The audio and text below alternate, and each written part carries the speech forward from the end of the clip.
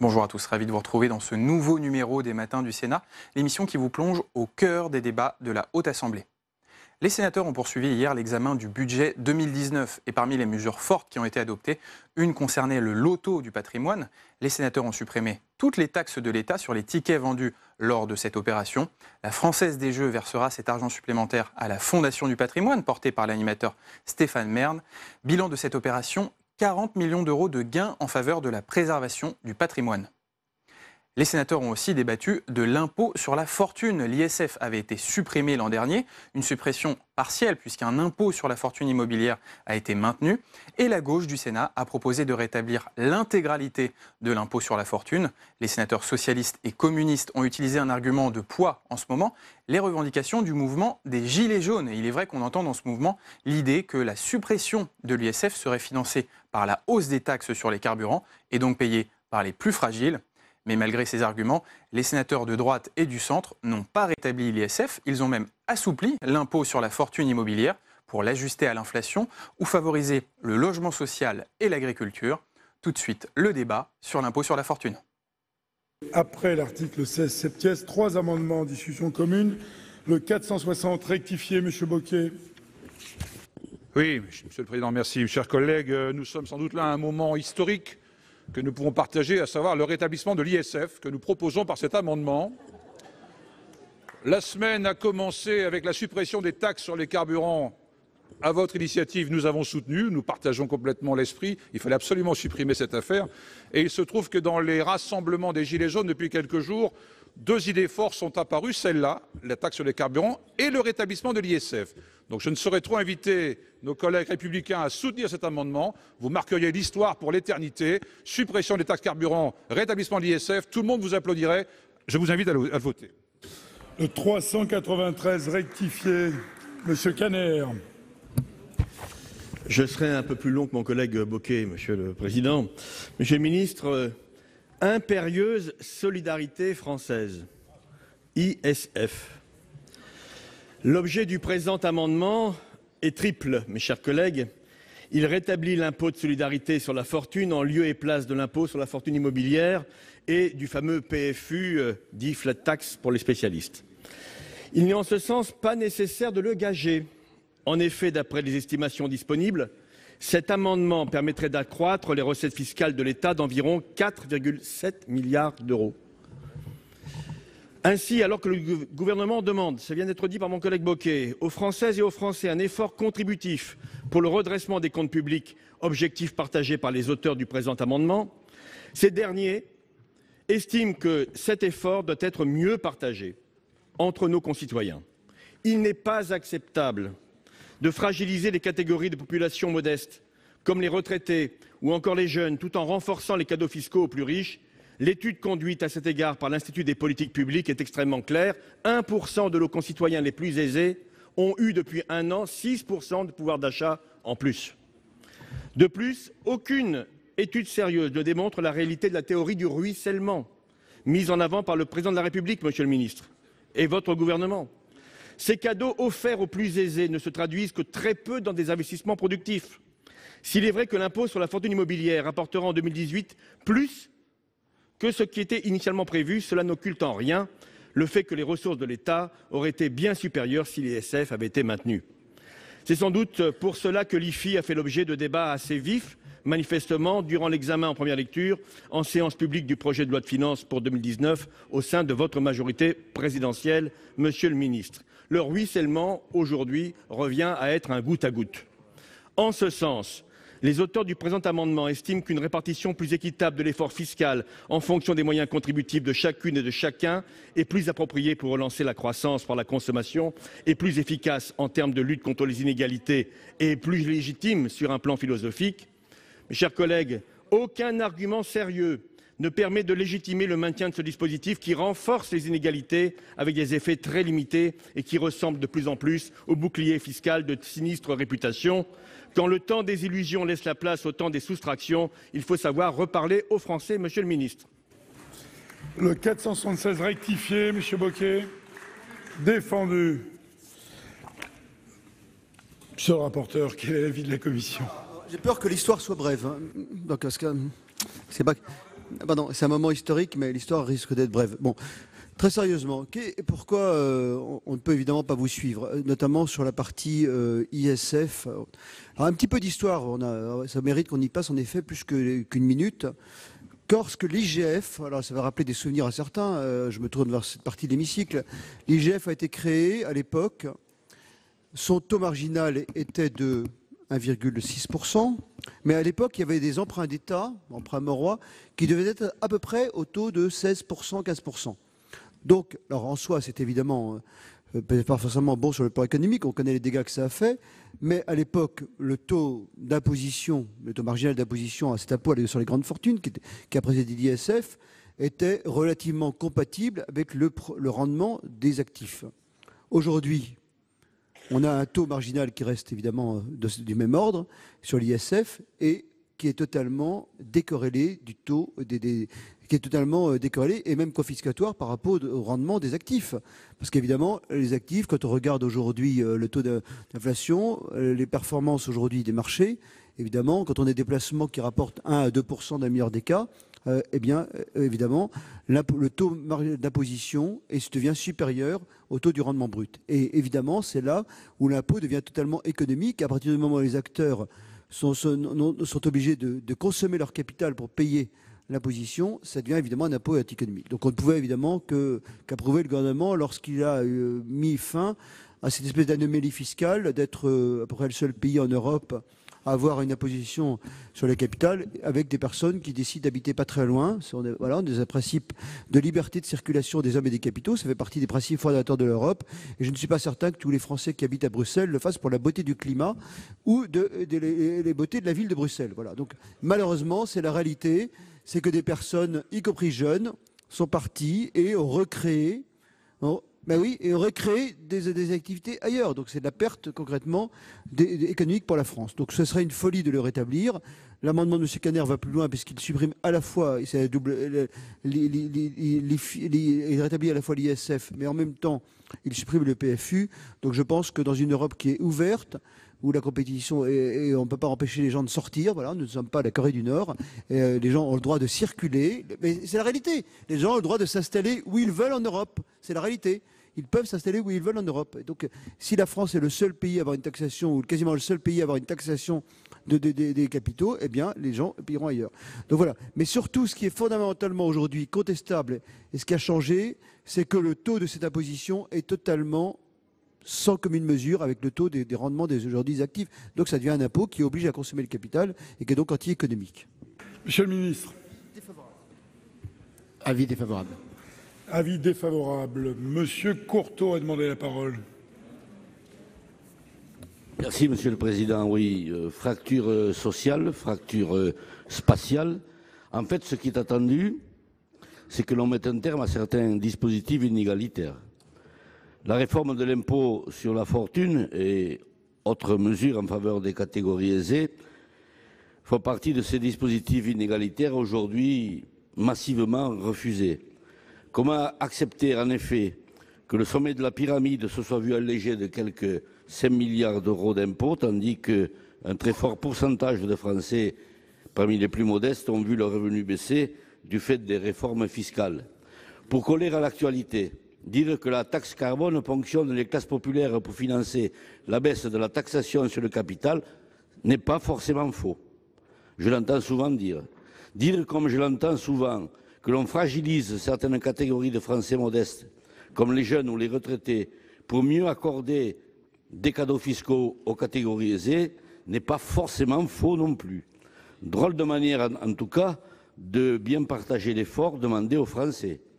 Demander plus à ceux qui ont le moins pour conforter ceux qui ont le plus, en fait, c'est le ruissellement, mais le ruissellement à l'envers. Et cet amendement qui vise à rétablir l'impôt de solidarité sur la fortune en lieu et place de l'IFI et du prélèvement forfaitaire unique remet les choses à l'endroit. Répartit plus équitablement l'effort demandé, contribue à réduire les inégalités et donc donne au gouvernement quelques moyens de plus pour compenser, en faveur des catégories modestes, un pouvoir d'achat rogné et des hausses de prix du carburant et du fioul domestique. car je n'ai pas entendu hier, dans l'allocution du président de la République, des propositions pour une meilleure répartition des richesses et une justice sociale plus convaincante. Je pensais naïvement, comme j'ai pu le lire dans une tribune, que le pouvoir politique avait enfin compris que la transition écologique ne se fera qu'à travers le sentiment partagé par les Français d'une justice sociale et fiscale retrouvée qui réconciliera la nation. Par cet amendement présenté par Patrick Kanner et nos collègues du groupe communiste, rétablissant l'ISF, nous allons aider les dirigeants actuels à comprendre que ce qui est attendu, c'est le retour aux valeurs de progrès et de solidarité qui ont fondé la France, des valeurs qui, sans aucun doute, pèseront bien plus lourd que le prétendu ruissellement. Je vous remercie. Madame Lienemann, vous avez la parole. Notre collègue rapporteur tient des discours qu'on connaît et qui, évidemment, nous divisent dans cet hémicycle. Mais moi, je lui demande d'être pragmatique.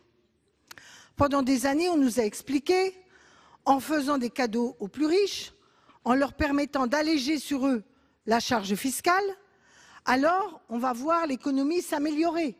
On va les voir revenir et l'économie ira mieux. Est-ce que depuis la suppression de l'ISF, ça va mieux? Non.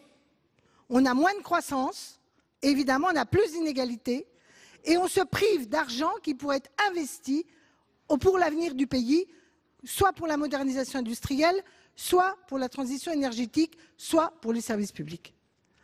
Et donc, c'est sans fin. La théorie du ruissellement, on n'en fait jamais assez. Parce qu'il y a une espèce de course qui vise à expliquer qu'on va encore mieux aider les riches ailleurs. Aux États-Unis, il y a eu un rapport intéressant qui a fait que les États-Unis, qui eux ont un impôt de droit de suite, c'est-à-dire que quel que soit l'endroit où les gens habitent, s'ils sont américains, ils doivent payer l'écart d'impôt entre ce qu'ils gagnent ailleurs, ce qu'ils sont imposés ailleurs et ce qu'ils paieraient aux États-Unis. Mais ils ont quand même constaté qu'il y avait une fuite des cadres américains qui n'allaient pas en Suisse, comme on pouvait l'imaginer. Pendant longtemps, ils ont cru qu'ils allaient en Suisse. Non, ils allaient aux Pays-Bas. Ils ont fait une étude. Pourquoi vont-ils aux Pays-Bas? Est-ce que la société qui est installée aux Pays-Bas a plus d'avantages fiscaux que la société installée en Suisse? Non. La société en Suisse est moins prélevée qu'aux Pays-Bas. Mais les dirigeants aux Pays-Bas ont beaucoup plus d'avantages fiscaux que les dirigeants en Suisse. C'est-à-dire que les 10 dirigeants là, qui nous font le grand cinéma sur pour l'entreprise, ils ont préféré leur avantage personnel à l'avantage de l'entreprise. Et les Américains ont observé ça très précisément. Et donc, avec ce cinéma de toujours plus aider les plus riches, non pas l'activité, les plus riches, on a une course au dumping à l'envers qui n'est ni bon pour l'économie, ni bon pour l'égalité républicaine. Franchement, il faut rétablir l'ISF. Les Français le demandent parce qu'on leur demande des efforts disproportionnés. Monsieur Bocquet. Merci, Monsieur le Président. Je vais donner un bon point au président Macron. Ben oui. Il tient ses promesses, J'ai sous les yeux l'intervention qu'il a faite devant la communauté française à Londres le 21 février 2017. Peut-être certains d'entre vous y étaient ici. Je vous cite quelques phrases de son propos. Dans mon programme, vous aurez une série d'initiatives pour attirer les gens de talent dans la recherche et dans de nombreux autres domaines. Je veux les banques, les talents, les chercheurs. Cela fera partie de mon programme de les attirer. Je veux les convaincre que la France change, qu'ils auront l'opportunité de revenir en France dans les prochaines années et d'y rencontrer le succès. Ça, c'était Londres. Suppression de l'ISF très tôt dans le quinquennat, et ça va lui coller à la chaussure comme le sparadrap du capitaine Haddock. Mais il a de la constance, puisqu'à Bruxelles, le 21 novembre dernier, dans son déplacement en Belgique, il a rencontré là aussi la communauté française, et il a évoqué les bonnes raisons qui ont pu pousser certains entrepreneurs français à quitter la France à cause de sa fiscalité, etc., etc. Alors, Thatcher, déjà, dans les années 80, parlait du ruissellement. Ça n'est plus du ruissellement, c'est de l'évaporation. La parole est à notre collègue Patrick Kanner. Oui, Monsieur le Président. Je vous ai saisi pour une demande de scrutin public. Parce que nous souhaitons effectivement que chacun puisse prendre ses responsabilités sur ce sujet qui est sensible politiquement. J'ai entendu, monsieur le rapporteur, j'y reviens dans un instant. Je n'ai pas beaucoup entendu, monsieur le ministre. Un mot. Mais peut-être parce que dans d'autres époques, il a connu d'autres cheminements sur le plan politique et économique. Mais chacun peut changer. Chacun peut changer. Nous, sur le sujet, nous n'avons pas changé. L'impôt sur les grandes fortunes, c'est nous. L'impôt sur les fortunes, c'est nous et nous le revendiquons. 5 milliards d'euros. 5 milliards d'euros d'efforts demandés à ceux qui possèdent 1 000 milliards d'euros de patrimoine. 5 milliards d'euros à ceux qui possèdent 1 000 milliards d'euros de patrimoine. Mes chers collègues, si vous n'entendez pas la colère qui monte, qui gronde, si vous n'entendez pas cette demande de justice de nos concitoyens avec ce fameux mouvement des Gilets jaunes, qui nous disent « mais donnez-nous des symboles de votre compréhension de cette colère qui est la nôtre et de la souffrance sociale et économique que nous vivons », mes chers collègues, eh bien ce sera le peuple contre les élites. Et je ne sais pas jusqu'où ira ce mouvement. Sachons donner des signes d'apaisement et cet amendement que nous portons avec nos collègues du groupe communiste eh bien, est un apaisement potentiel, un amendement d'apaisement potentiel pour un mouvement qui est en train peut-être de nous déborder et donc je vous invite à réfléchir quand vous irez voter tout à l'heure dans le scrutin public. Alors, je n'ai pas d'autres demandes d'explication de vote. Ceci étant dit, les amendements. Monsieur Longuet, je vous en prie. Je vous l'avais dit. Monsieur le Président, Monsieur le Ministre, mes chers collègues, j'ai évidemment quelques scrupules à allonger les débats, mais on ne peut pas laisser l'intervention de M. Canet et sa demande de scrutin public sans une réponse. En France, être riche aujourd'hui, cela suppose d'avoir largement contribué à la richesse collective en payant l'impôt. Par les droits de succession, je vous le rappelle, dont les taux sont parfaitement solides et se situent à un niveau élevé dans l'Union européenne.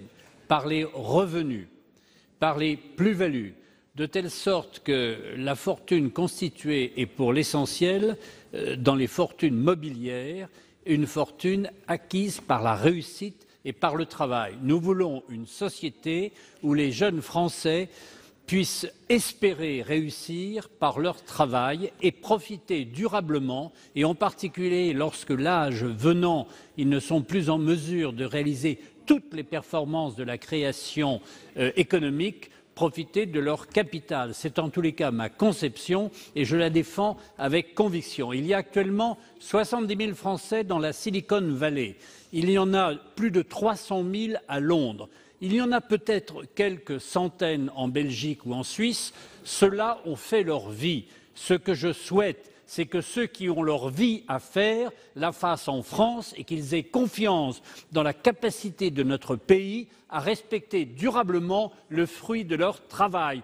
Pourquoi ne le font-ils pas aujourd'hui? Parce qu'ils voient les déficits publics et qu'ils savent parfaitement que de déficit public en déficit public, il y a une menace permanente pour prendre l'argent là où il est et en particulier à ceux qui en ont gagné. Mais ceux qui en ont gagné aujourd'hui, lisez les journaux économiques consacrés, sont dans leur immense majorité des gens qui ont créé des entreprises, qui ont réussi. Et permettez-moi de dire, pour un qui réussit, combien ont échoué? Eh bien, il faut reconnaître le droit au succès, comme il faut d'ailleurs accepter le droit à l'erreur, sinon vous n'aurez pas d'économie vivante. Et les millions de salariés qui ont besoin d'entrepreneurs, qui ont besoin, je le dis clairement, de capitalistes qui investissent, avec vous, ne les trouveront jamais et nous aurons une société d'épuisement, une société de fatigue, une société de découragement, une société en marge du progrès.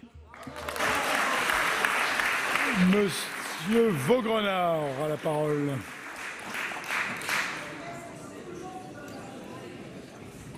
Merci, Monsieur le Président. Après avoir entendu les propos de Gérard Longuet et ceux de notre rapporteur, je voudrais réagir avec la sérénité qui convient. Monsieur Longuet, savez-vous que lorsque quelqu'un a eu ses parents, ses grands-parents, plusieurs générations de pauvres, des chances de sortir de la pauvreté, il faut 6 générations avant qu'il puisse se sortir de la pauvreté. C'est ça la réalité aujourd'hui. Monsieur le rapporteur, vous avez évoqué la Corée du Nord tout à l'heure. Pas persuadé que dans la période que nous traversons, ce soit particulièrement judicieux. Par ailleurs, ça me fait penser, finalement, parce que c'est important soit d'avoir participé, soit d'avoir lu l'histoire. En 1980, il y en a qui craignaient que les chars russes défilent sur les Champs-Élysées. C'est un peu du même niveau de réflexion ou de réaction.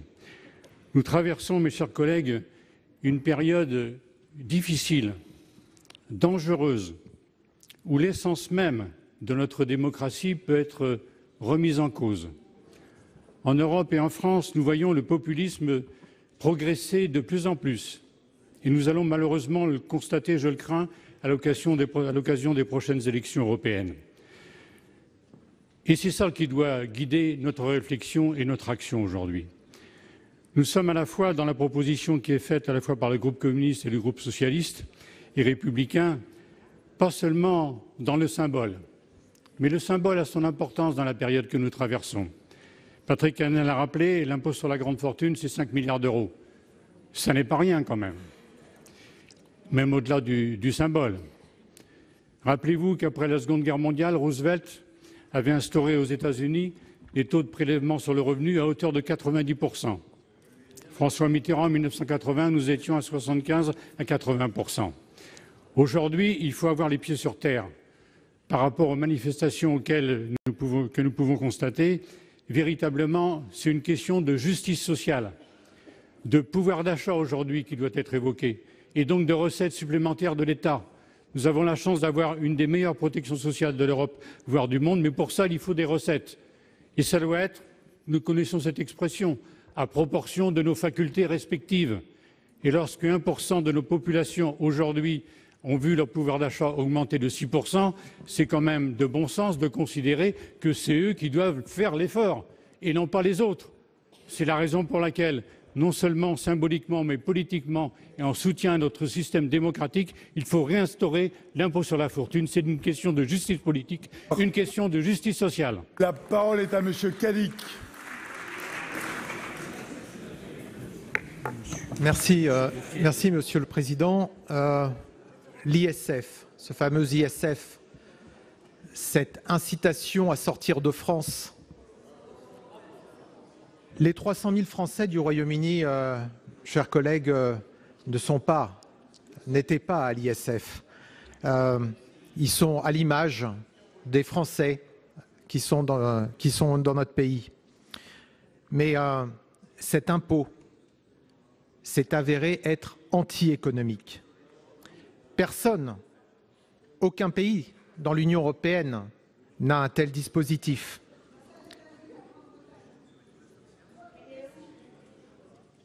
Moi, je vous remercie d'avoir déposé cet amendement parce qu'il fallait du courage au président Macron pour justement prendre cette décision et faire comprendre que quelque chose avait changé dans notre pays, qu'effectivement, on devait s'adapter à notre environnement.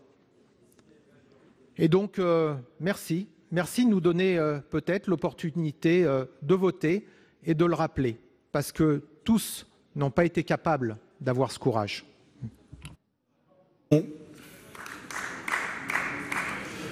Monsieur Bargeton avait demandé la parole. Souhaite-t-il la prendre? Oui, manifestement.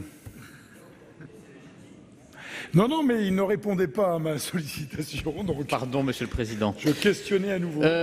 Moi, j'entends ce débat et j'écoute ce qui se dit.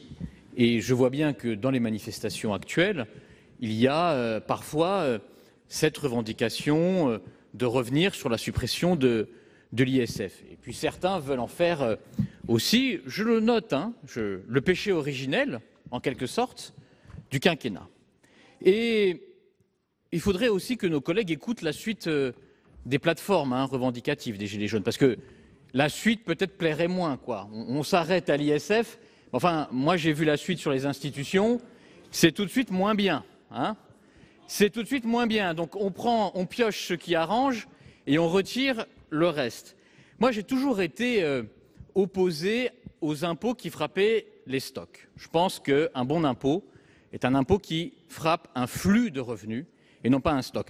Je dois faire amende honorable. J'ai été très longtemps membre d'une autre formation politique qu'En Marche. Et pour autant, à l'époque, ce qui me valait, le Parti socialiste, ce qui me valait à l'époque d'être taxé de ce qu'on appelait l'aile dite droite, parce que j'étais très sceptique sur l'ISF, avec d'autres. J'ai même soutenu un candidat à une primaire qui nous expliquait que c'était un impôt idiot, parce qu'il frappait les millionnaires et qu'il épargnait les milliardaires. Et qu'il avait proposé d'ailleurs de le supprimer lui-même. La France était le seul pays à l'avoir. C'était le seul pays à avoir cet impôt et dont on ne parle jamais. On parle toujours du coût de la suppression de l'ISF, mais je n'entends jamais parler de ce qu'était le coût de son maintien. Or, c'est une réalité aussi. Et si on fait un peu d'histoire, chers amis, on sait que les socialistes l'avaient créé en 81, Jacques Chirac l'avait supprimé en 86 et l'avait été rétabli en 88. Mais Michel Rocard, qui était Premier ministre, n'avait pas fait montre d'un enthousiasme délirant à son rétablissement parce que c'était François Mitterrand qui l'avait mis dans son programme et qui lui avait demandé de le faire en compensation du RMI. Ça devait financer le RMI. On voit bien que la dynamique du RMI puis du RSA a été bien supérieure. Donc il y a des décisions qu'il faut assumer. Je pense que cet impôt avait des coûts cachés qui étaient mal connus. Ce serait une erreur de faire ce qu'ont fait d'autres gouvernements, c'est-à-dire du zigzag fiscal. Ne zigzagons pas en termes de fiscalité. Merci beaucoup. Monsieur Capu. Oui, merci Monsieur le Président. Je n'avais pas prévu d'intervenir, mais les échanges sont tellement étonnants que je suis obligé d'intervenir. Moi, ce que je pense, c'est que, quel que soit, on peut être pour ou contre l'ISF.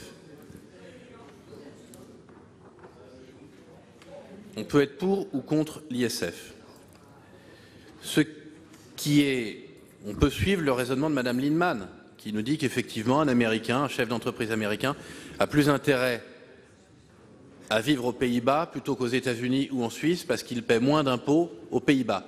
De telle sorte que je ne comprends pas pourquoi elle n'en retire pas les conséquences et à se demander pourquoi elle ne se dit pas que le dirigeant français n'a pas plutôt justement intérêt à payer moins d'impôts ici pour ne pas aller aux Pays-Bas lui aussi. Tout cela, on peut ne pas le partager. Ce que je trouve profondément inacceptable et regrettable, c'est que dans cette enceinte, que les communistes pointent du doigt ce qu'ils estiment être une classe à part qui doit être montrée du doigt, c'est assez habituel. Ce qui me surprend énormément, c'est que le Parti socialiste fasse le lien entre ce qui se passe, la tension qui existe dans le pays, les gilets jaunes et l'ISF. Je veux dire, dans une enceinte avec des gens responsables, à un instant seulement, faire le lien entre le fait qu'on ait pu supprimer l'ISF et la situation dans laquelle se trouvent les plus précaires est proprement inacceptable et scandaleux. Et je trouve ça invraisemblable que dans cette Assemblée, des sénateurs puissent faire le lien entre le fait qu'on ait supprimé l'ISF et le fait qu'il y ait une précarisation ou en tous les cas que l'économie ne démarre pas assez vite. Et je tenais à le dire parce que je trouve que c'est proprement irresponsable et que ça ne fait que pointer du doigt ceux qui ont réussi. Parce que, je veux dire, Madame Lindemann, vous savez que je vous respecte, mais on n'est plus dans un monde de rente. Mark Zuckerberg, il a hérité de ses parents. Bill Gates a hérité de ses parents. On est au monde d'Internet. Les nouvelles fortunes, ce sont des gens qui ont créé par des idées, par leur travail, par leur génie, des fortunes. On n'est plus dans Germinal. Voilà. Monsieur Marie a souhaité la parole. Monsieur Montaugé également. Merci, Monsieur le Président. Monsieur le Ministre, Monsieur le Rapporteur général, mais comme d'autres collègues, c'est le débat qui nous invite à intervenir à notre tour. Quand j'entends nos collègues nous parler de ces Français partis à l'étranger, fuyant l'imposition trop importante que représentait l'impôt sur la fortune, ils oublient de parler d'abord de tous ces Français qui pourraient être concernés, qui sont restés.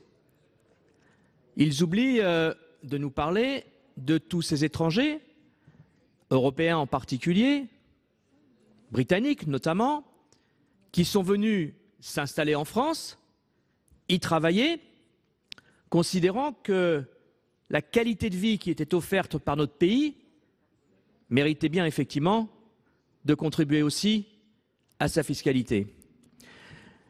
Ses collègues omettent que dans d'autres pays, et notamment aux États-Unis, que l'on a cités, un certain nombre de grands patrons ont revendiqué le fait de payer plus d'impôts au titre de la solidarité avec l'ensemble de leurs concitoyens. Eh bien, l'impôt sur la fortune, c'est à la fois des recettes fiscales supplémentaires qui seraient bien utiles dans la période que nous connaissons et qui permettraient effectivement au gouvernement de répondre à la demande formulée par toutes ces personnes qui manifestent. Mais au-delà de cela, l'impôt sur la fortune, que vous le vouliez ou non, est un symbole de solidarité et de fraternité. Et c'est la raison pour laquelle, aujourd'hui, il faut le rétablir. La parole est à Monsieur Montaugé. Merci Monsieur le Président, Monsieur le Ministre, chers collègues. Bon, on est en écho aux propos de notre collègue Capu, que je respecte tout à fait voilà, par rapport à son expression, sans être du tout d'accord avec ses arguments. Je voudrais dire une chose toute simple. Des organismes internationaux qu'on ne pourra pas taxer de gauchistes, comme l'OCDE, le Fonds monétaire international, nous disent à tous que la question des inégalités est un sujet majeur qui conditionne le devenir de nos sociétés. Et la question de l'ISF, c'est avant tout autre chose, la question de l'inégalité, en tout cas d'un point de vue ne serait-ce que symbolique, mais pas que, mais symbolique aussi.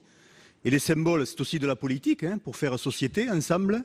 C'est donc l'ISF nous renvoie à la question de l'inégalité.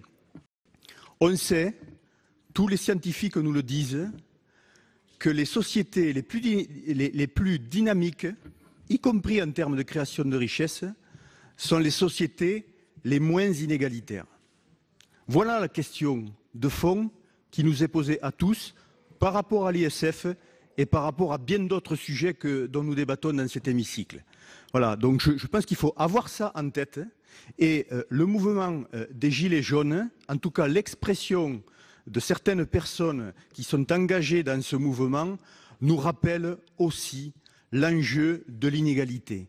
Pour se sentir faire partie d'une société, il faut que les inégalités, ou en tout cas les inégalités, soient traitées, soient prises en compte politiquement. Voilà, d'où notre position concernant l'ISF et le vote de cet amendement.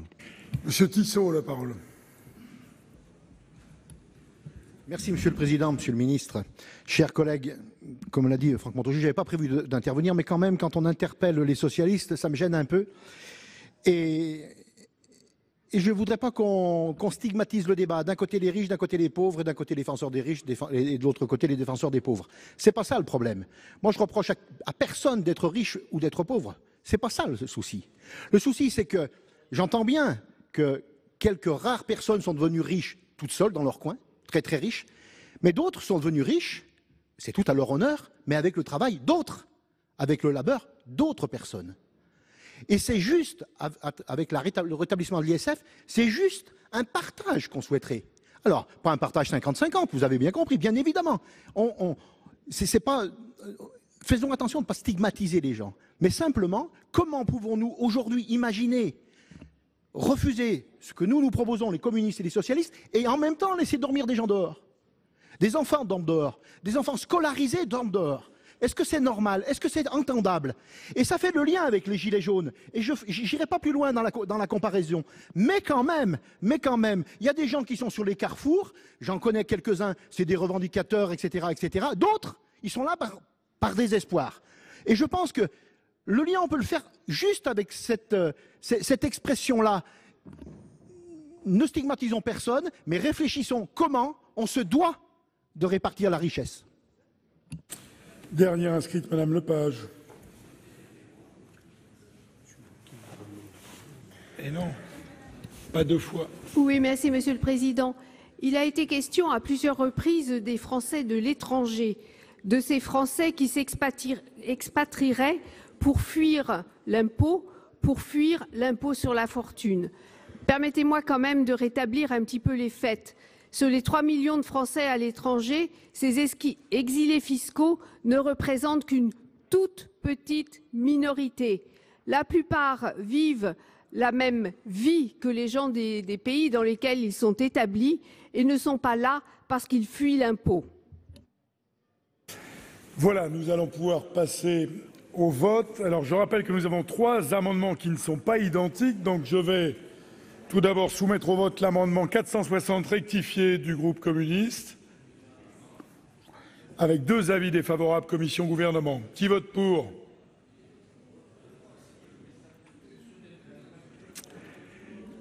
Non, je rappelle que j'ai 3 amendements différents. Je n'ai une demande de scrutin public que pour le second par le groupe socialiste. Je commence par mettre aux voix l'amendement du groupe communiste. Donc qui vote pour? Il faut suivre. Qui vote contre?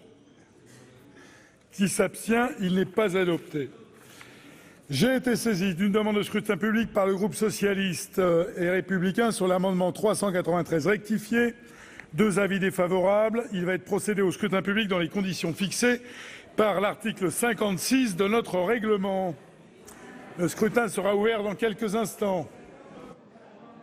Voici le résultat du scrutin numéro 28 sur l'amendement numéro 393 rectifié. Compte tenu de l'ensemble des délégations de vote accordées par les sénateurs ou groupes politiques et notifiées à la présidence. Nombre de votants 342, nombre de suffrages exprimés 320. Pour l'adoption 96, contre 224, le Sénat n'a pas adopté. Il me reste à mettre aux voix l'amendement numéro 476 rectifié du groupe communiste. 2 avis défavorables. Qui vote pour?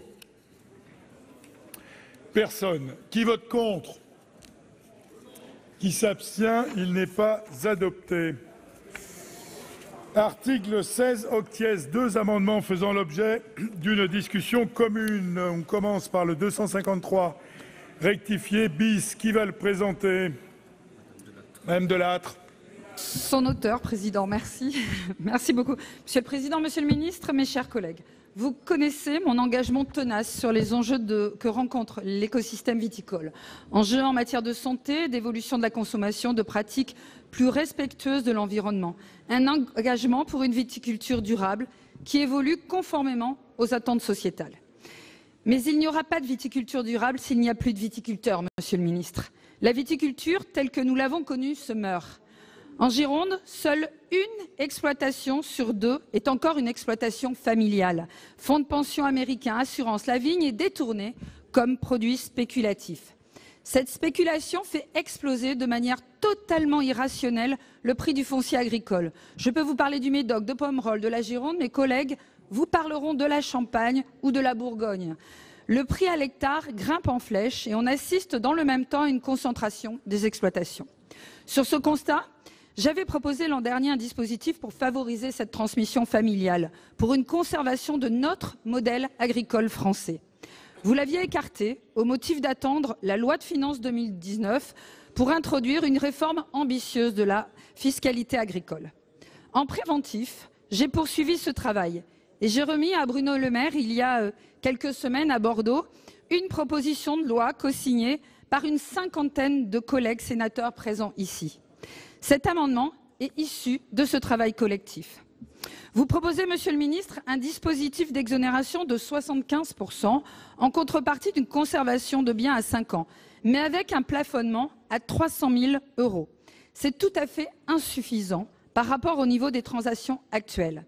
Je vous propose une vraie mesure, une mesure d'exonération complète, mais avec un engagement contrepartie de conservation du bien de 18 ans. Car c'est cela que nous souhaitons, transmettre nos biens immeubles et fonciers à nos descendants, à nos frères, à nos sœurs qui souhaitent continuer à exploiter pour, à leur tour, transmettre. 18 ans, ce n'est rien à l'échelle de la vie d'un vignoble, mais l'exonération totale peut faire toute la différence, Monsieur le Ministre.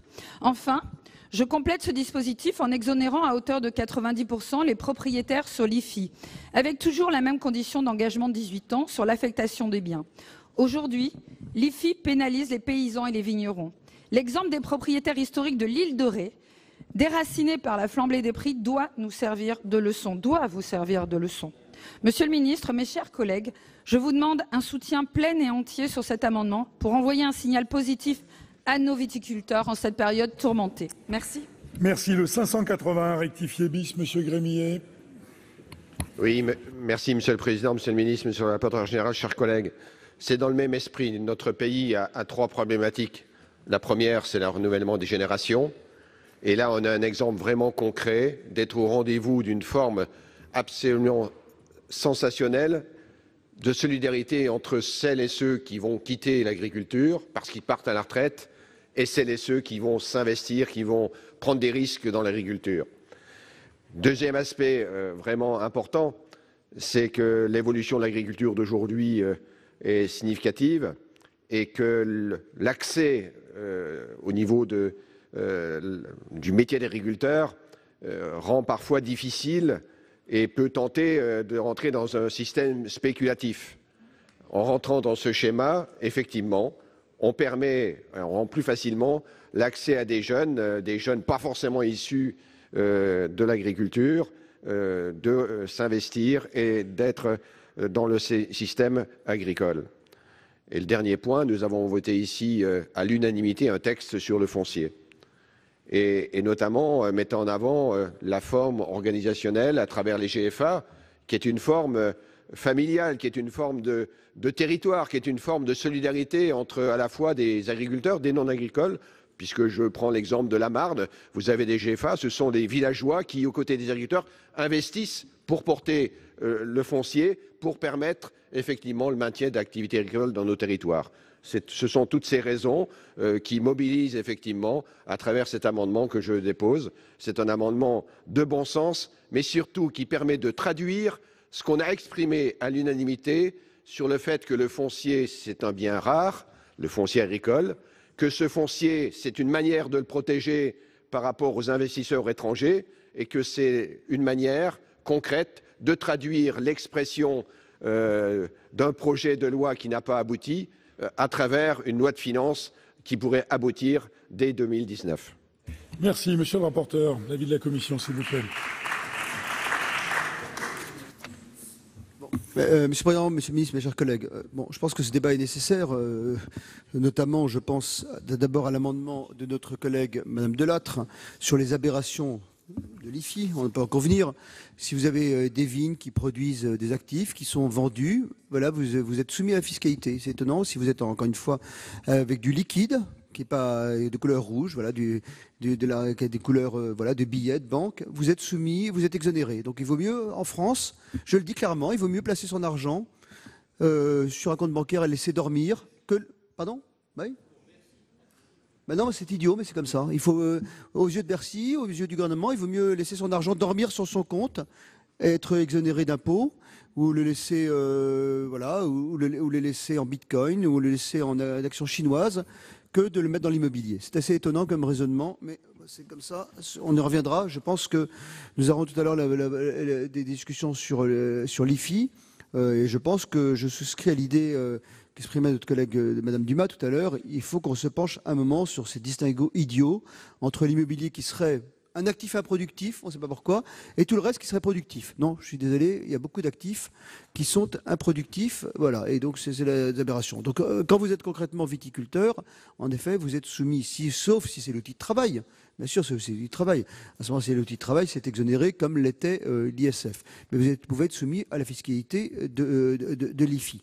Donc l'amendement propose un certain nombre d'exonérations, donc notamment un aménagement du taux de l'IFI qui serait porté à 90%. Bon, simplement, je note que dans un cas, il sera quand même plus défavorable que la situation actuelle, notamment le cas des situations personnelles qui sont aujourd'hui exonérées. Et dans l'amendement de notre collègue Nathalie Delattre, qui deviendrait de fait soumis à fiscalité certes réduite. Par ailleurs, je pense, j'ai un doute sur le plan constitutionnel sur la capacité pour le Conseil constitutionnel d'accepter un taux d'exonération à 90%.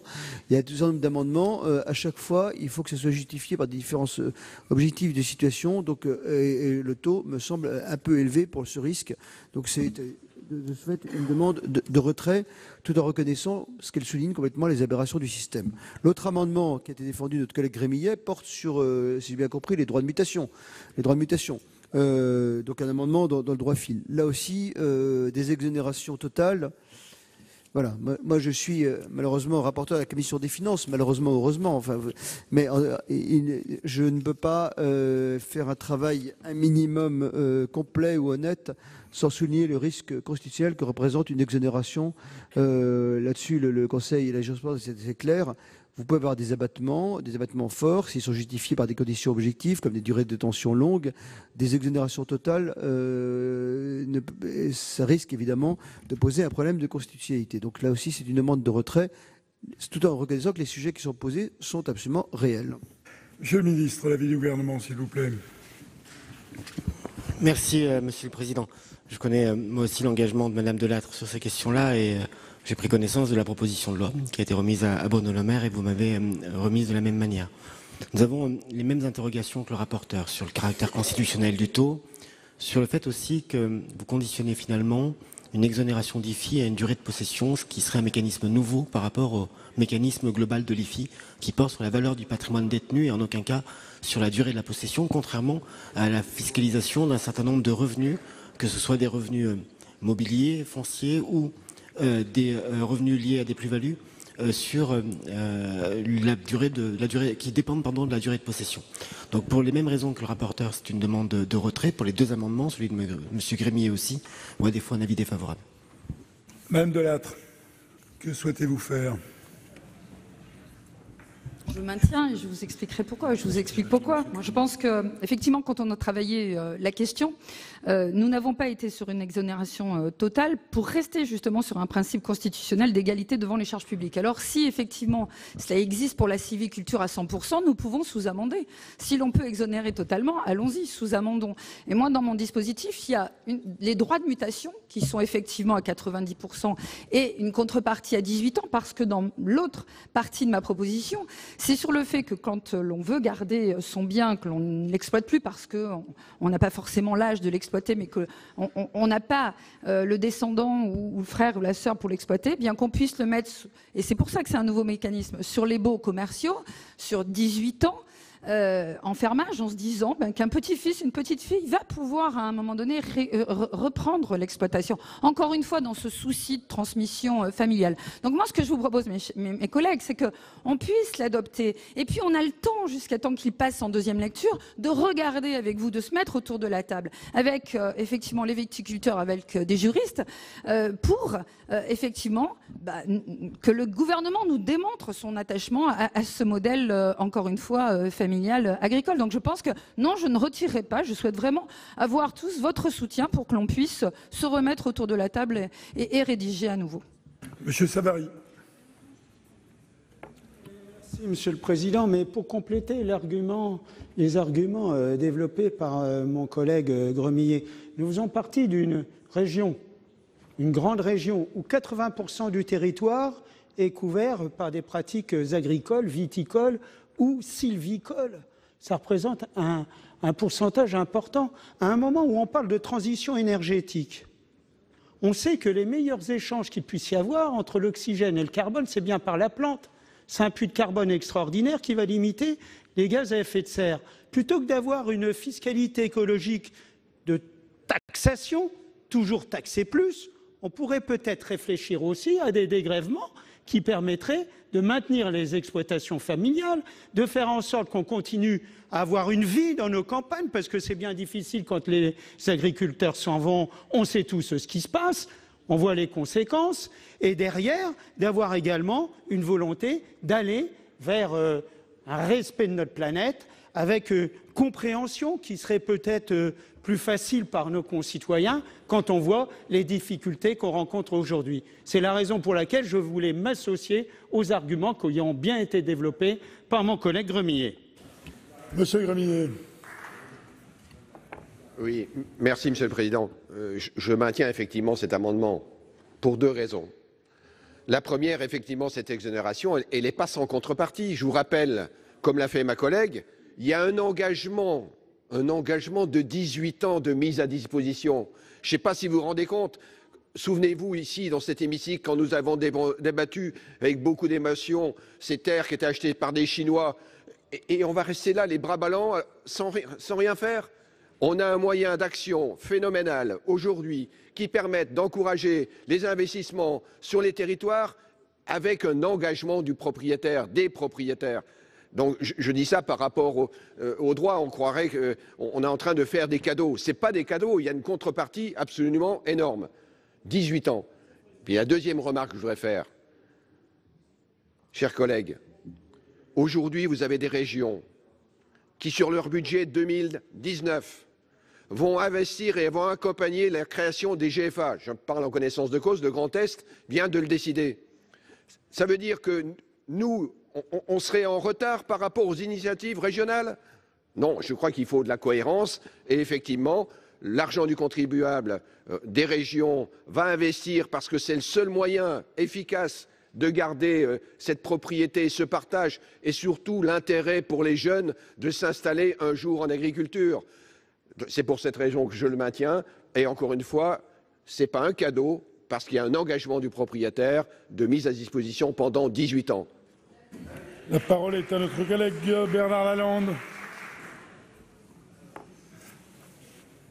Monsieur le Président, Monsieur le Ministre, nous avons eu un débat tout à l'heure sur l'ISF.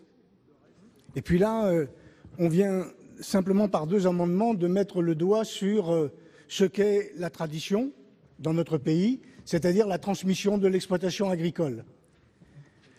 Un certain nombre de domaines viticoles sont devenus des domaines spéculatifs. Et à partir de ce moment-là, on casse non seulement la tradition, mais on casse en même temps, on donne une valeur à un bien qui n'a même pas le rapport de sa propre exploitation.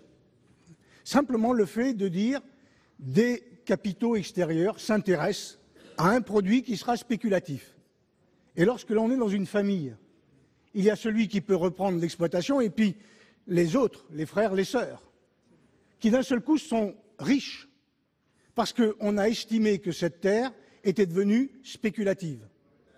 Et donc, on se retrouve dans une situation qui est paradoxale.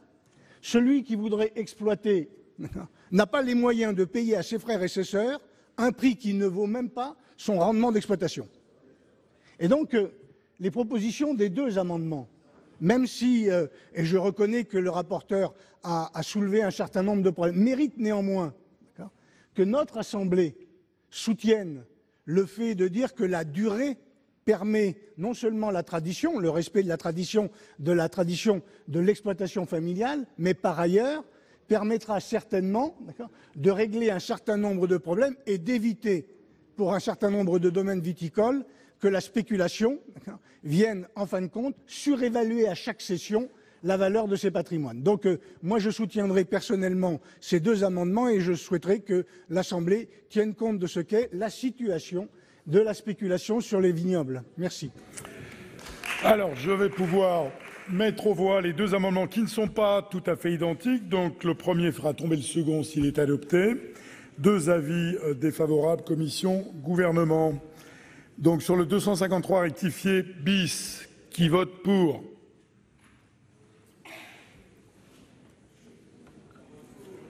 Merci.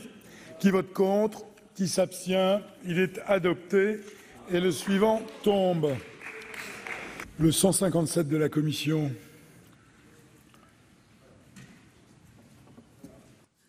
Alors, je trouve que c'est un amendement intéressant parce que, alors on peut dire l'immobilier c'est utile, c'est pas utile.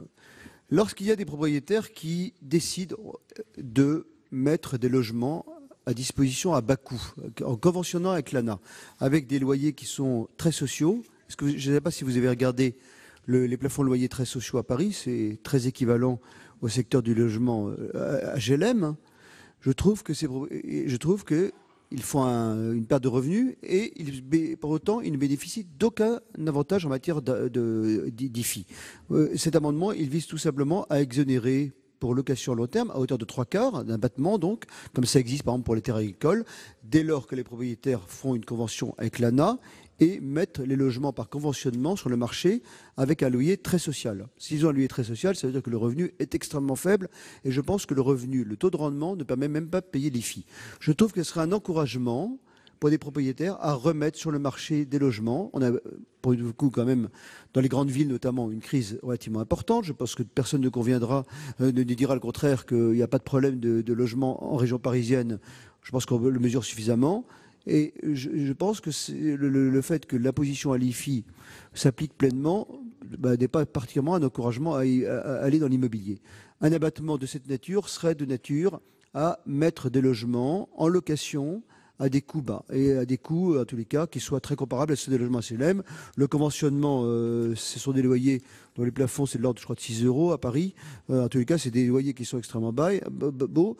Je vous rappelle qu'il y a déjà une exonération d'ISF lorsqu'on investit dans des parts de foncier solidaire. Bon, par logique, autant que l'investissement direct d'un propriétaire qui décide finalement d'accepter une perte de revenus par rapport au prix du marché, soit encouragé. Ce serait une bonne occasion d'aider à la résolution de la crise du logement et d'avoir une exonération qui corresponde à peu près, je pense, à la perte de revenus que représente le fait de se mettre sous conventionnement. Donc exemption pour 3/4 pour ceux qui louent à long terme et qui louent, en tout cas, qui conventionnent avec l'ANA sur des loyers très sociaux. Le sous-amendement, le 1057 rectifié bis, Madame Tocqueville. Merci, Monsieur le Président. Nous proposons, avec ce sous-amendement, d'aller plus loin que ce que vient de présenter Monsieur le rapporteur et d'étendre l'exonération aux biens immobiliers mis en location dans le cadre de l'intermédiation locative et de la gestion locative sociale. Le dispositif de l'intermédiation locative est une des réponses à la vacance. Il permet de capter des logements privés et de les prendre à bail pour loger des personnes aux revenus modestes. Le principe en est simple. Une association locataire d'un logement privé et qu'elle sous-loue à une personne contre un loyer compatible avec les moyens de celle-ci, tout en assurant l'accompagnement social. Ainsi, le propriétaire est garanti tant contre les impayés via une garantie financière que contre les difficultés de tout type et les dégradations, puisqu'il s'agit des deux freins psychologiques à la location d'un logement à une personne aux ressources faibles.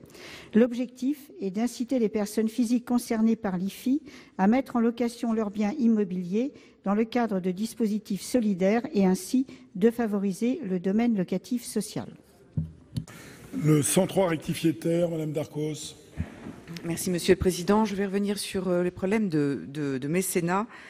Les dispositions fiscales mises en œuvre par la loi de finances pour 2018 ont eu un impact très négatif sur la générosité des contribuables envers les fondations reconnues d'utilité publique.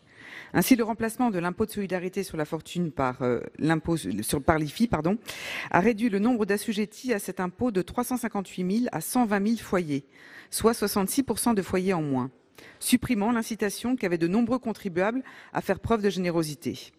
À titre d'exemple, en 2018, la diminution des sommes collectées par l'Institut Pasteur attribuables aux réformes fiscales devait s'élever à 3,5 millions d'euros, dont 2,4 millions d'euros liés à la transformation de l'impôt sur la fortune en impôt sur l'IFI, soit une diminution de 16 % sur un an. La collecte réalisée auprès des particuliers en 2017 avait permis de recueillir 21 millions d'euros au total.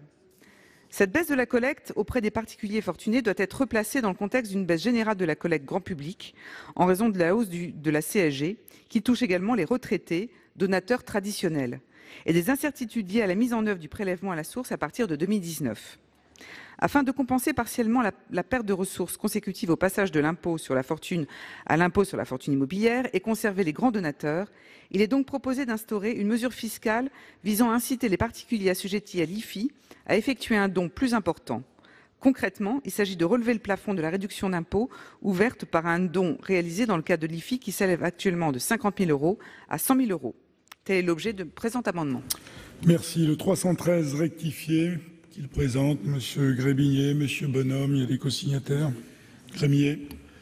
Oui, merci Monsieur le Président. Je vais être très rapide puisqu'il reprend le même esprit que celui de ma collègue. Et cet amendement a pour but tout simplement d'obtenir de la part du gouvernement notamment une réponse puisque c'est un amendement qui a été présenté à l'Assemblée nationale, qui a été rejeté sans aucune explication. Le but, c'est tout simplement d'encourager les dons et de reconnaître à travers ces dons, comme l'a très bien expliqué Laure Darcos, à travers l'IFI. Alors je reviens un cran en arrière, puisqu'il y avait un amendement identique à celui de Mme Darcos et Mme Blondin. Oui, tout à fait, mais c'est l'amendement de mon groupe politique qui rejoint effectivement celui de Mme Darcos, parce que nous en avons échangé au cours de notre débat en commission culture. Et donc, nous soutenons évidemment cet amendement par les objectifs qu'il impacte, à savoir aider l'Institut Pasteur et les grandes fondations. Donc, c'est... Le 706 rectifié. Monsieur Detreuil, Madame Billon, qui veulent défendre.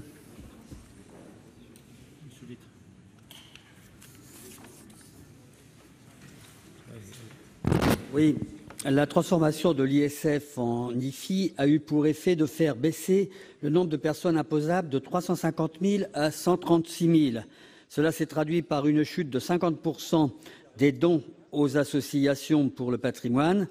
Si l'impact fiscal n'est pas déclencheur du don, il le facilite. Donc c'est l'objet de cet amendement les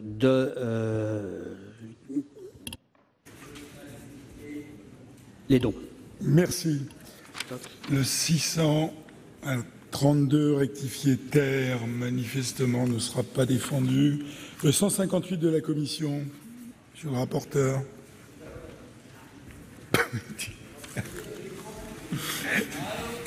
Il arrive.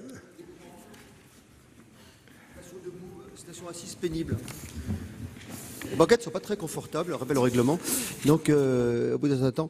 Donc, c'est un amendement qui vise à modifier les modalités de calcul du plafonnement de l'IFI pour tenir compte de l'érosion monétaire. Je vous rappelle qu'il y a déjà eu une question prioritaire de constitutionnalité. Je ne sais pas où elle en est. Peut-être que le gouvernement nous aura éclairé. En tous les cas, elle était admise. La question est sérieuse puisqu'elle a été renvoyée par le Conseil d'État devant le Conseil constitutionnel, puisque normalement, il faut tenir compte, dans ces types d'impositions, de l'érosion monétaire. Manifestement, ce n'est pas le cas. Je préfère me prémunir d'une annulation et je pense qu'il faut que le calcul du plafonnement de l'IFI tienne bien compte de l'érosion monétaire et c'est l'objet du présent amendement. Le 159, restez debout, monsieur le rapporteur. Oui. C'est un amendement qui vise à ce que les modalités d'entrée en vigueur du prélèvement à la source ne pénalisent pas les contribuables bénéficiant du mécanisme de plafonnement de l'IFI, puisque nous avons repéré des dommages collatéraux au prélèvement à la source, puisque vous savez que l'ensemble des impositions dont l'impôt sur le revenu rentre dans le calcul du plafonnement, et il y a de ce fait des effets qui n'avaient pas été vus, et donc avec un ressaut temporaire d'IFI qui pourrait conduire les contribuables à des situations moins favorables au regard des règles de plafonnement. C'est l'objet de cet amendement 159. Il ne figurait pas en discussion commune dans le dérouleur, mais il était dans mon dossier en discussion commune, donc on le ressort. Monsieur le rapporteur, si vous nous donnez... Maintenant, il faut nous donner l'avis de la Commission sur l'ensemble de ces amendements.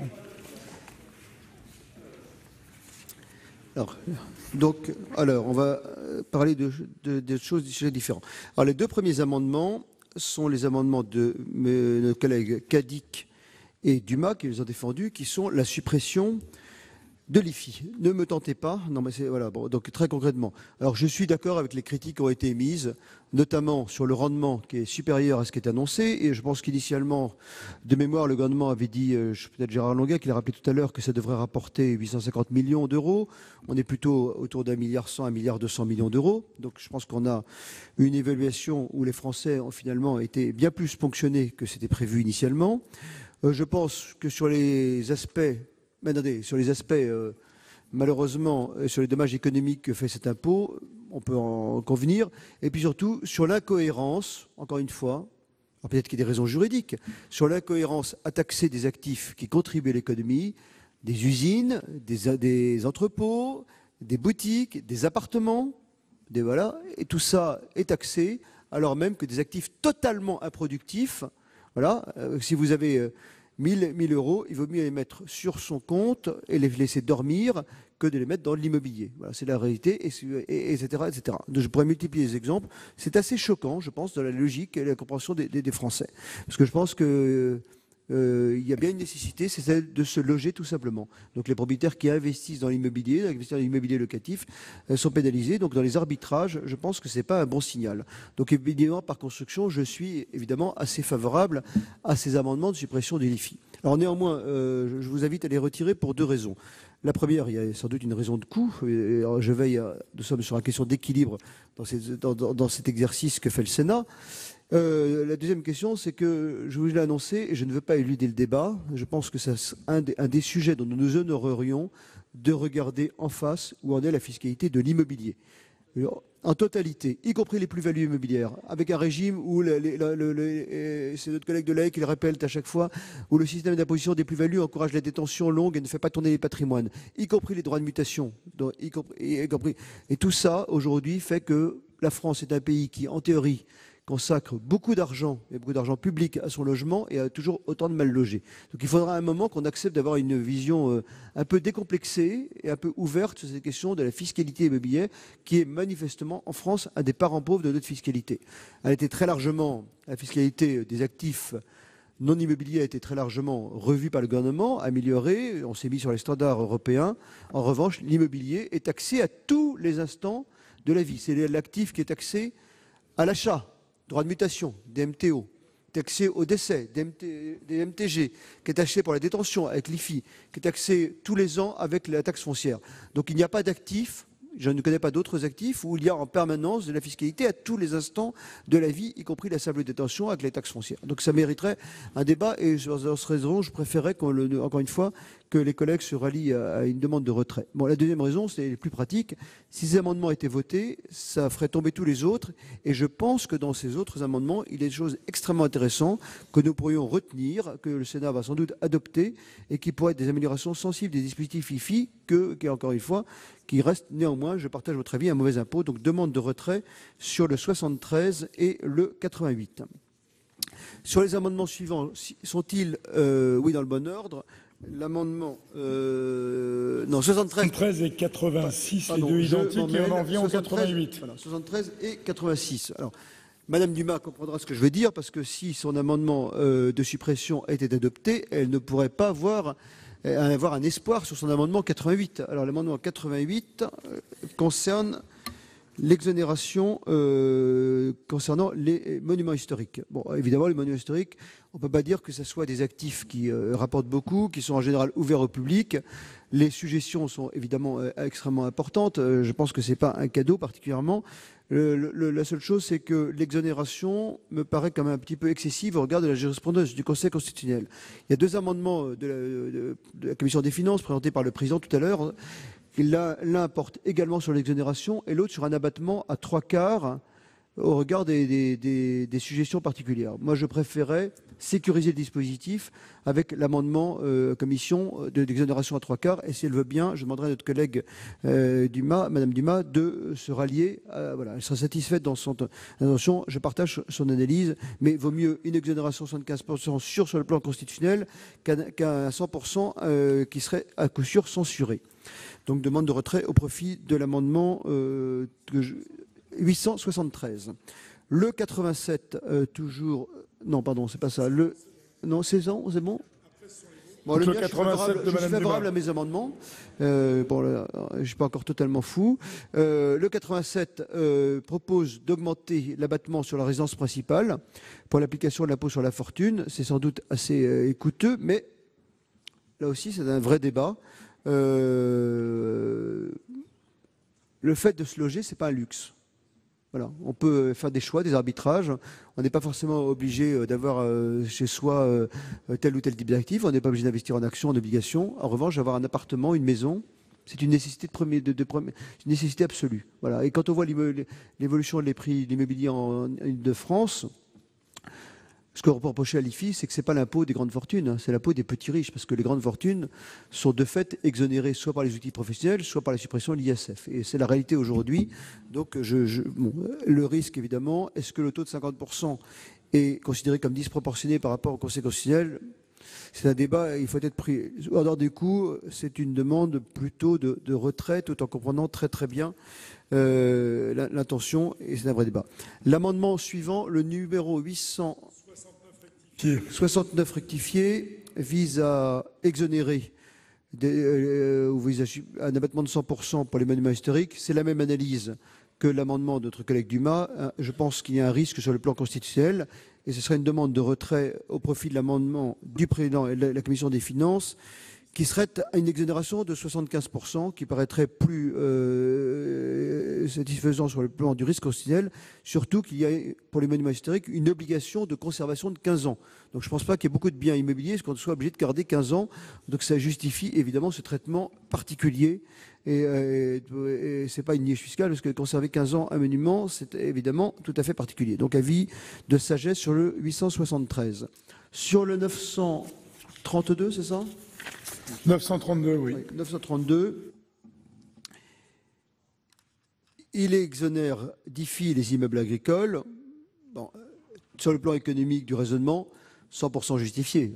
Les actifs immobiliers, évidemment, agricoles, ils participent là aussi à quelque chose qui est première nécessité. Nourrir les Français, nourrir la population, c'est assez incompréhensible sur le plan des raisonnements que, voilà, encore une fois, vous investissez dans des actifs totalement improductifs, vous êtes exonéré, d'actifs financiers improductifs, vous êtes exonéré, vous investissez dans la terre qui nourrit les hommes, vous êtes taxé. Bon, néanmoins, l'analyse est la même, il faudrait pour le moins le rectifier pour prévoir des abattements, parce que l'exonération totale, par cohérence de l'assiette, le Conseil constitutionnel risque de nous le censurer. Donc, pour ces raisons, demande de retrait. Voilà. L'amendement 579, en revanche, de notre collègue Grémillet, qui exonère à 75%, lui, sur le plan constitutionnel, passerait, à mon sens, et donc c'est un avis favorable. Donc, voilà. Il en faut. Hein. Le 933 sur de notre collègue Dominique Delège, c'est ça? Je ne dis pas n'importe quoi? Non, bon. Dominique Delège qui exonère de l'IFI les logements faisant l'objet d'une convention avec l'ANA. Leur raisonnement est exactement le même. Je partage 100% l'analyse. Un logement conventionné avec l'ANA avec un loyer qui est très très bas, c'est d'une folie d'aller le taxer. Ça ne va pas encourager les propriétaires à louer. Il n'y a pas d'avantage fiscal à louer à des loyers qui sont très en dessous du marché en convention avec l'ANA. On est quand même dans du loyer très très social. Donc néanmoins, l'exonération, je le dis, présente encore un risque constitutionnel et je préfère son ralliement à l'amendement que j'ai présenté où c'est un abattement de 75% dès lors qu'on est conventionné avec l'ANA. Et on a d'ailleurs un sous-amendement qui a été déposé sur ce sujet. Donc demande de ralliement au profit du 157, si je ne m'abuse. Alors justement, nous arrivons donc au sous-amendement sur 157 de M. Accovelli, favorable puisqu'il veut faire une extension au logement qui serait sous intermédiation locative. Il faudrait le rectifier. Bon, non, on va rectifier. Donc, très favorable également. Donc, si je peux, sous-amendement l'amendement de la Commission. L'amendement 103 vise à doubler le plafond de la réduction d'impôt IFI-don en le portant de 50 000 à 100 000 euros. Et il y a un autre amendement qui est identique. Il y a un amendement identique 335. Donc, alors l'analyse, là aussi, je la partage. On a entendu France Générosité, on a vu un certain nombre d'associations qu'on a auditionnées en commission des finances. On a eu hier un petit débat sur l'article 200 du Code général des impôts sur les dons, et on constate, tout le monde en convient, une baisse très forte des dons. Les associations, les fondations, recueillis d'utilité publique appellent notre attention sur les conséquences que présentent un certain nombre de réformes. Il est vrai que traditionnellement les retraités étaient des gros donateurs par rapport parce qu'ils ont moins de charges que les actifs. Ils subissent la hausse de la CSG, donc ils ont moins. Ils ont la non-revalorisation des retraites. Il y a également la mise en place du prélèvement à la source qui crée des incertitudes parce que les gens n'ont pas forcément très bien compris le régime. Il y a la suppression de l'ISF lui-même qui mécaniquement entraîne une baisse des dons. Donc tout ça fait que la générosité publique, malheureusement, est en berne et ça met en grande difficulté un certain nombre d'associations, un certain nombre de fondations qui remplissent des missions d'intérêt général dans le domaine social, dans le domaine culturel, dans le domaine humanitaire, dans le domaine de l'aide alimentaire, etc., etc. Donc je pense que ce débat, on ne peut pas l'éluder, d'autant plus que le gouvernement a plus de produits, je le disais, de l'IFI, qu'escompté, il pourrait donc faire une petite geste sur la générosité. Et donc, je suis d'accord, simplement, je préférais l'amendement plus raisonnable et une demande de ralliement du 103 et du 335 au profit du 313, le 313 qui augmente le plafond à 75 000 €. Donc c'est plus raisonnable, ce serait un geste important, c'est un coût bien sûr, mais c'est une incitation à plus de générosité, n'est pas illégitime pour les raisons que j'évoquais. Donc demande de retrait du 103 et du 335 et demande de ralliement au 313 sur lequel la Commission émettrait un avis de sagesse. Rassurez-vous, je ne vais pas monopoliser la soirée et j'en suis à l'amendement 706, c'est cela, de notre collègue Loisier. Alors, l'objet de cet amendement indique qu'il est possible d'effectuer des dons au profit d'associations sur le régime de l'impôt sur la fortune. Pourtant, alors, je n'ai pas retrouvé dans l'historique, on a regardé dans l'ancien BOFIP, que ces associations étaient éligibles. Alors, si c'était possible dans le cadre de l'IFI, et si certaines structures ne le sont plus dans le cadre de l'IS, si certains dons au profit de ces structures étaient possibles dans le cadre de l'ISF ne le sont plus dans le cas de l'IFI, c'est une anomalie qu'il faut corriger. Et si le gouvernement nous le confirme qu'il y a eu un changement dans ce point de vue, ce sera un avis favorable. Sinon, donc on va entendre le gouvernement, on demande d'avis du gouvernement. Et enfin, dernier amendement, c'est ça? C'est tout? Et pas le 632, il fait pas non. Non. Non, il est pas discussion. 632, je ne sais pas où il est passé. 632 est tombé, il n'a pas été défendu. Il est tombé. Ok, il n'a pas été défendu. Après, okay. Il reste les deux vôtres, monsieur le rapporteur, et le 159 est bien en discussion commune. C'est mon dossier qui est à jour. Alors, et le dérouleur qui n'était pas. J'avais déjà donné l'avis sur 159. Non, mais c'est le mien. Mais c'est le vôtre, monsieur. Défendu, j'avais dit. Pardon, j'avais déjà défendu. Défendu. Alors, nous allons entendre l'avis du gouvernement maintenant sur l'ensemble de ces amendements. Et je vous indique, mes chers collègues, que nous irons jusqu'au vote sur l'ensemble de ces amendements en discussion commune, avant la suspension, si vous en êtes d'accord, pour ne pas couper au milieu. Monsieur le ministre, vous avez la parole. Merci, Monsieur le Président. L'avis du gouvernement va être plus simple à exprimer que l'avis du rapporteur général, dans la mesure où de très nombreux débats qui sont nés aujourd'hui sur cette question de l'IFI ont été menés l'année passée au moment de la mise en place de l'IFI et que le gouvernement a fait le choix, d'une constante sur cette question-là. C'est la raison pour laquelle je serai amené à donner un avis défavorable à l'intégralité des amendements qui ont été présentés à l'article 16 octies. Je voudrais simplement préciser que lorsque le débat se noue autour de la question de l'assujettissement à l'IFI sur la seule base de la propriété de la résidence principale, nous évoquons dans ce cas, lorsque le patrimoine des contribuables concernés se résume à la résidence principale, nous évoquons le cas de contribuables propriétaires en plein, c'est-à-dire emprunt soldé, d'une résidence principale dont la valeur est estimée à plus de 1 900 000 €, ce qui, vous en conviendrez, est certainement assez réducteur en nombre de contribuables ainsi concernés. La deuxième chose tient au fait que nous nous opposons à tous les amendements qui ont comme objectif d'amoindrir le rendement de l'IFI ou en tout cas d'en réduire l'assiette. Je précise au sujet du rendement de l'IFI et à destination du ministre Longuet, mais ça lui sera transmis, que parmi les explications du ressaut de rendement de l'IFI par rapport à ce qui était prévu, il y a environ 200 millions d'euros de lutte contre la fraude qui sont ajoutés aux produits de l'IFI pour l'année 2018. Il y a deux questions qui ont été évoquées. Une question a été évoquée par monsieur le rapporteur à propos de l'érosion monétaire et je confirme qu'une QPC est en cours d'analyse, en cours d'instruction par le Conseil constitutionnel et que la position du gouvernement est plutôt favorable à ce que le Conseil constitutionnel puisse se prononcer sur cette question-là avant d'introduire quelques modifications que ce soit, y compris eu égard à l'objectif de stabilité des règles que j'ai évoquées. Et enfin, sur la question des dons, il faut déjà noter que l'idée d'une réduction d'IFI, d'une déduction d'IFI à hauteur de 50 000 € et sur la base d'un taux de 75% est un dispositif qui va bien au-delà des dispositifs communs ou en tout cas communément admis en la matière. Il faut aussi ajouter que l'accompagnement de la générosité de nos concitoyens peut trouver d'autres véhicules fiscaux que le seul IFI. Je pense notamment à l'impôt sur le revenu. Et donc, c'est une des raisons pour lesquelles nous nous opposons à l'augmentation du plafond, soit à 75, soit à 100 000 euros en matière de déduction d'IFI. Donc, pour l'ensemble de ces raisons, l'avis, je l'ai dit, est défavorable sur l'ensemble des amendements. Merci, Monsieur le Ministre. Alors, je vais mettre aux voix ces amendements. On va commencer par les deux amendements 73 rectifié, 86 rectifié bis. Sur cela, Monsieur Cadic. Oui, merci, Monsieur le Président.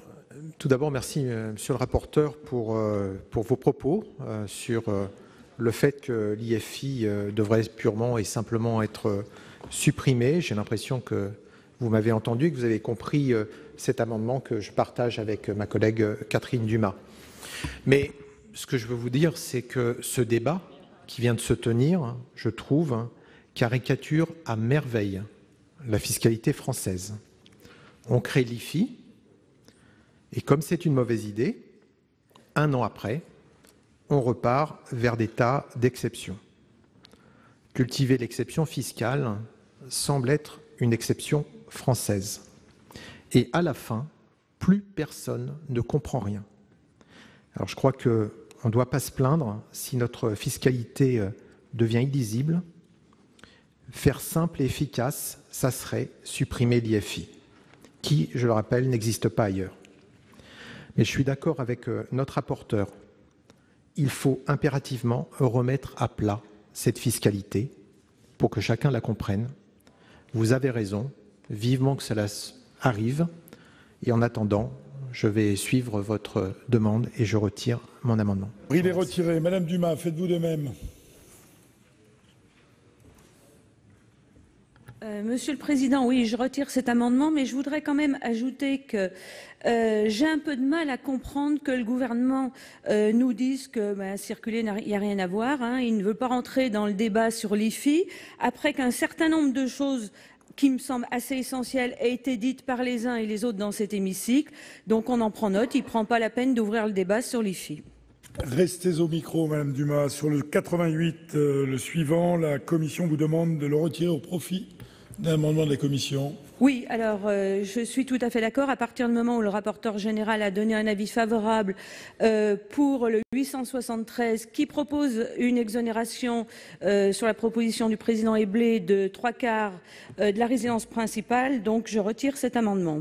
Merci. Je peux mettre au voie le 154 de la Commission des demandes d'explication de vote. Je n'en vois pas. Qui vote pour? Qui vote contre? Qui s'abstient? Il est adopté. Le 155 rectifié, même vote. Même vote. Le 87 rectifié, Madame Dumas, une demande de retrait de la Commission.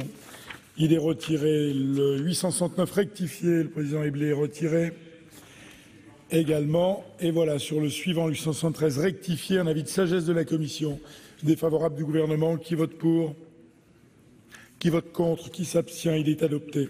Le 156 de la Commission. Pas de demande d'explication. Monsieur Richard, je vous en prie. Simplement un mot, Monsieur le Président, pour dire que, évidemment, je comprends la réticence du gouvernement à prendre en compte ce sujet des propriétés privées qui sont louées à loyer modéré en conventionnement avec l'ANA. Mais c'est tout de même une bonne proposition. Je pense que son coût budgétaire est tout à fait modéré. C'est sûrement un moyen d'élargir l'offre en matière de logement accessible dans beaucoup d'agglomérations, même de façon modeste. Et je pense que le gouvernement aurait intérêt à reconsidérer sans trop tarder sa position. Alors sans trop tarder, c'est tout de suite ou jamais? Ça n'a pas l'air d'être le cas. Alors je mets aux voix l'amendement de la Commission. Qui vote pour? Qui vote contre? Qui s'abstient? Adopté. Sur le 932 rectifié de M. Delège, une demande de retrait de la Commission. Oui, Monsieur le Président, très rapidement, bien volontiers, je vais le retirer au profit de celui de M. Grémillet qui a reçu un avis favorable. Simplement, Monsieur le Ministre, je trouve quand même pour le moins étonnant, alors que nous avançons un certain nombre d'arguments, que votre seule réponse, ce soit de dire notre constance. Voilà, on a décidé, on est constant. vous n'entendez rien sur la question du foncier agricole, vous n'entendez rien sur la question du logement social, et permettez-moi d'ajouter que c'est pour le moins curieux d'organiser un loto du patrimoine avec Stéphane Bern, parce qu'il va falloir attendre que les monuments historiques tombent en péril pour que l'État s'y intéresse, alors que la proposition du président Eblé, c'est tout simplement de permettre aux propriétaires d'essayer d'assumer la charge du patrimoine français. Merci. L'amendement est retiré au profit donc du suivant 579 rectifié bis. Avis favorable de la commission. Qui vote pour? Qui vote contre? Qui s'abstient? Il est adopté. Le 933 rectifié, M. Delège demande de retrait de la commission. Il est retiré. Le 157, alors j'ai le sous-amendement avec un avis favorable de la commission. Le 1057 rectifié bis de M. Iacovelli. Qui vote pour ce sous-amendement qui élargit le champ? Merci, il est adopté. Qui vote pour l'amendement de la commission? Même vote, j'imagine. Même vote. Il est adopté. Le 103 rectifié terre de Mme Darcos, une demande de retrait au profit 313. Il est retiré. Même chose pour le 335 rectifié, Mme Blondin également. Donc le 313 rectifié, le voici, avis favorable de la commission. Qui vote pour? Merci. Qui vote contre? Qui s'abstient? Il est adopté. Le 706 rectifié, la commission souhaitait entendre l'avis du gouvernement. L'avis du gouvernement est défavorable. Je vous en prie. Oui, merci Monsieur le Président. Nous allons maintenir cet amendement parce que le ministre n'a pas donné de réponse. Il était demandé par le rapporteur général si l'exonération fiscale sur les dons aux associations avait été possible auparavant dans le cadre de l'ISF. Nous n'avons pas eu de réponse, donc nous maintenons cet amendement. Je vous remercie. Il est maintenu, alors je le mets aux voix. Qui vote pour? Qui vote contre? Qui s'abstient? Il est adopté. Le 158 de la commission. Pardon, Monsieur le ministre, je vous en prie. Pardonnez-moi, Monsieur le Président, mais il est vrai que je n'avais pas répondu à cette question, simplement pour préciser que l'ISF don est devenu l'IFI don dans les mêmes conditions. Voilà. Le 158 de la commission, qui vote pour? Qui vote contre? Qui s'abstient? Il est adopté. Et enfin, le 159 de la commission, qui vote pour? Qui vote contre? Qui s'abstient? Il est adopté. Je vais pouvoir mettre aux voix l'article 16 octies. Pas d'explication de vote. Qui vote pour? Qui vote contre? Qui s'abstient? Il est adopté. Et voilà pour ces débats sur le retour de l'impôt sur la fortune qui avait été supprimé l'an dernier. Malgré les arguments des sénateurs de gauche qui ont utilisé les revendications des Gilets jaunes, la majorité de droite et du centre au Sénat n'a pas rétabli dans son intégralité l'ISF. Il reste malgré tout un impôt sur la fortune immobilière, l'IFI, et les sénateurs ont voté des mesures d'assouplissement de cet impôt. Les sénateurs ont par exemple prévu que le plafond de cet impôt soit abaissé en cas de hausse des prix. Ils ont aussi prévu des assouplissements plus sociaux. Les propriétaires qui louent leurs biens à des ménages modestes, à des loyers inférieurs au prix du marché, bénéficieront d'une exonération de 75% de cet impôt. Aujourd'hui, le Sénat est censé finir l'examen de la première partie de ce budget 2019 sur la fiscalité et les recettes, avant d'entamer la deuxième partie sur les dépenses et les crédits de chaque ministère. Vous pouvez voir et revoir tous nos programmes sur notre site internet publicsénat.fr. Je vous souhaite une très bonne journée sur les chaînes parlementaires.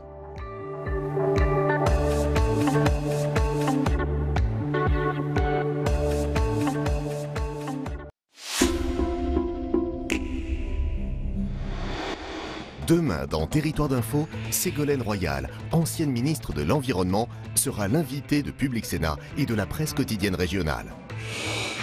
Territoire d'Info, présenté par Cyril Viguier, demain à 8 h en direct sur Public Sénat.